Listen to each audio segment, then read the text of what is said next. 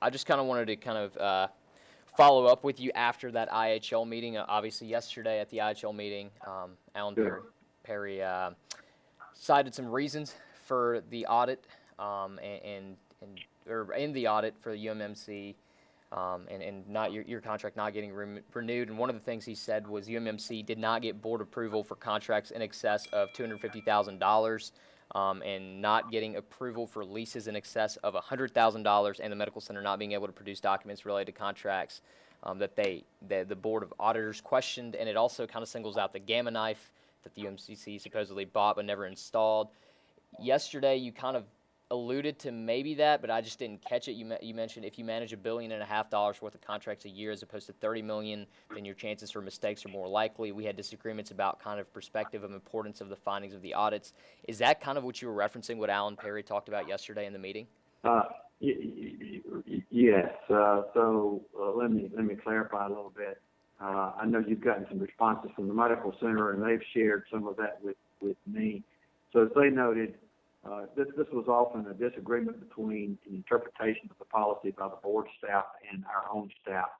For example, when we would transfer money from one unit of the medical center to another in purchasing some item or some service, we typically didn't go to the board for approval because we were just moving money internally.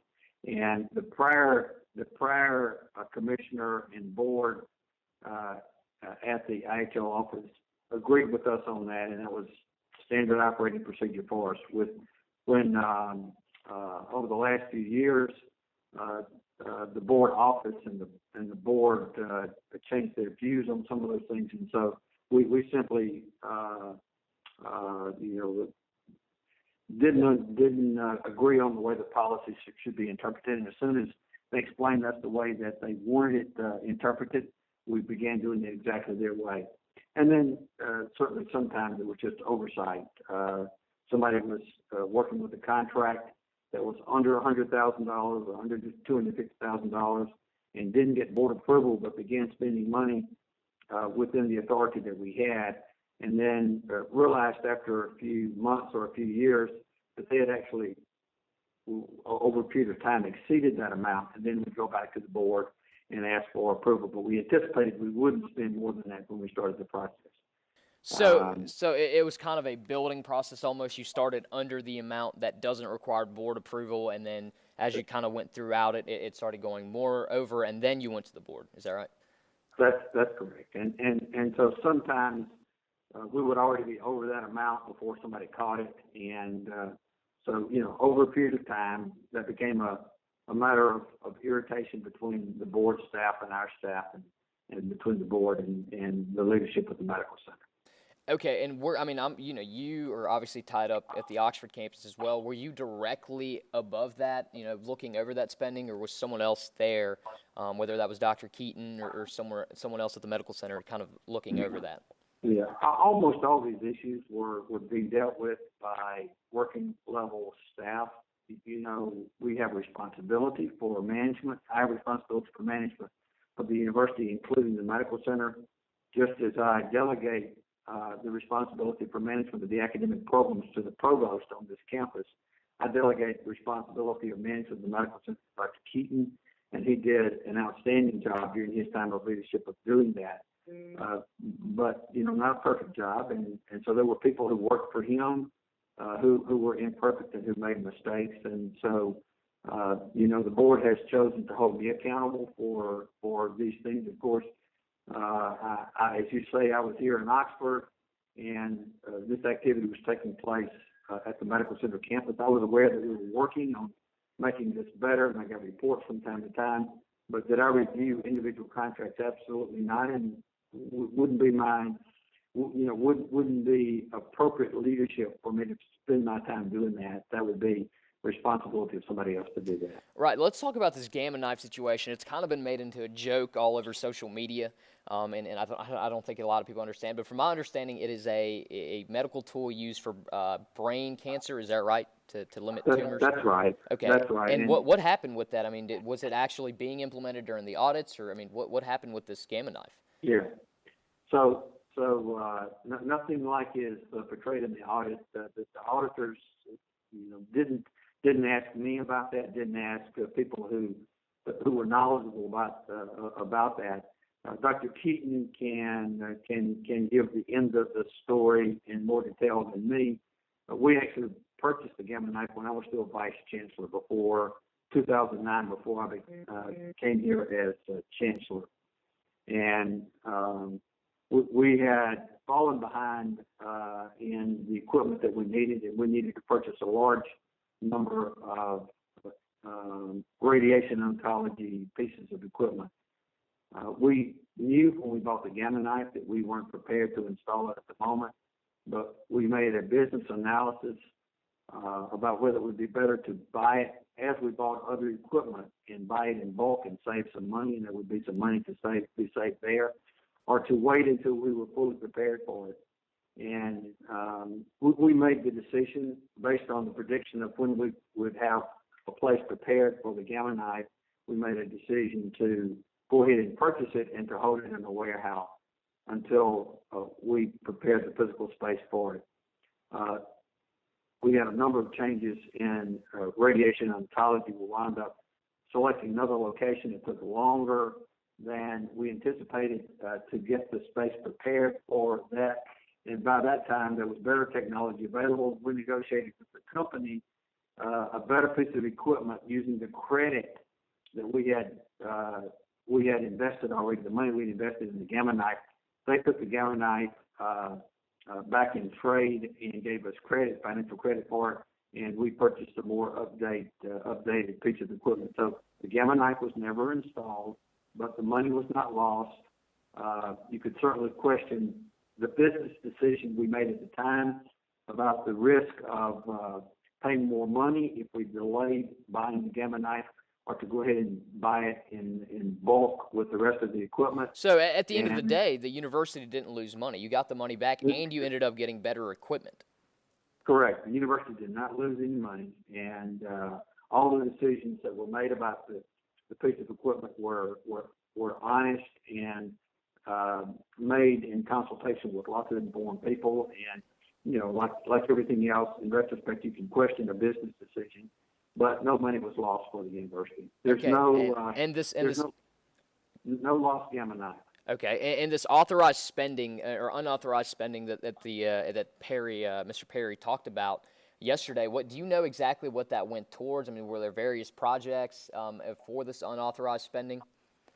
I certainly can't tell you offhand. Again, we spend $1.5 billion a year, and I'm not sure what he was referencing yesterday.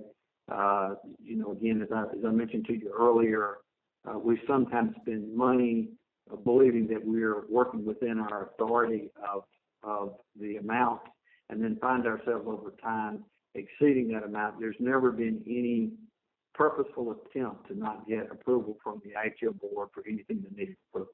Okay.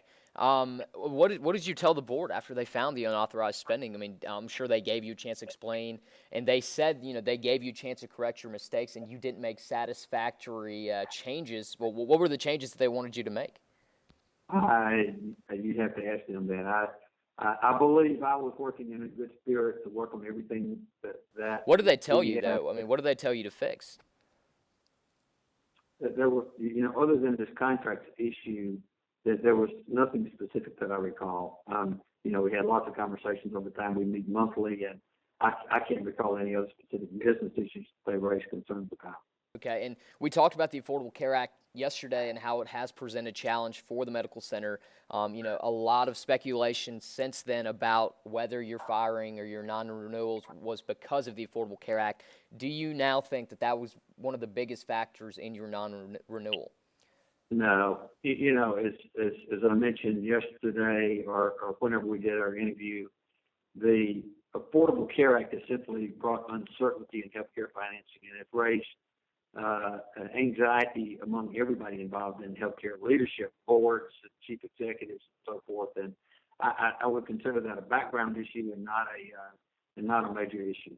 Okay, and one more question about the Affordable Care Act. I understand that many, students that have jobs on campus have kind of been limited to work only 25 hours at those jobs, and that's kind of a bigger issue for student journalists who kind of work around the clock. Did that have anything to do with just, I guess, the state not wanting to spend money for Affordable Care Act in order to not get, I guess, as it states, over 25 hours, give students health insurance? Yeah, that's a question for somebody else. And for those decision makers, I certainly would support full implementation of the Affordable Care Act, including the expansion of Medicaid. And I know that there are conversations taking place to try to take care of the minimum number of hours or maximum number of hours to work to be eligible for the Affordable Care Act coverage, but that's another issue, and not one that's related to this issue with my position as a chancellor of the university. Okay, and the board felt it right not to renew your contract due to some unauthorized spending from your part and the Gamma Knife. While some news, we've kind of gone around and checked some information. Commissioner Borsig was promoted to his position, and while he was president at MUW, he failed to kind of conduct some background checks when hiring an employee in charge of a large amount of money who had criminal charges related to embezzling on her record. Does that make you feel? How does that make you feel that you were let go because of certain unauthorized spending while he was promoted, after failing to do some background checks on someone who'd embezzled money, and they got her, looking over a large amount of money? What's your reaction to that? I don't have any comment on that. Okay. And do you have any more information that will maybe help us get kind of a clear story amongst, it's a lot of mess of information. There's a lot of information, but it's all cloudy. Anything that could help us? Yeah. I'll just say that in any part of IHL, you can find things that work less than ideally, including on any of the 8 public university campuses and at the IHL system office. The issues that have been raised at the medical center are not issues that keep the medical center from being financially stable, and not unusual for a large academic medical center to have some of the business challenges, especially one in a poor state. As I said yesterday, I'm very comfortable that my leadership at the medical center, both as vice chancellor and my responsibility as chancellor, has been faithful and in the best interest of the university and of the people of Mississippi. And I simply disagree with the board about their assessment about my failing to respond to business issues at the medical center. All right, Chancellor Jones, that's it for me. Thank you so much for joining me again. Okay. All right, good. Thank you much.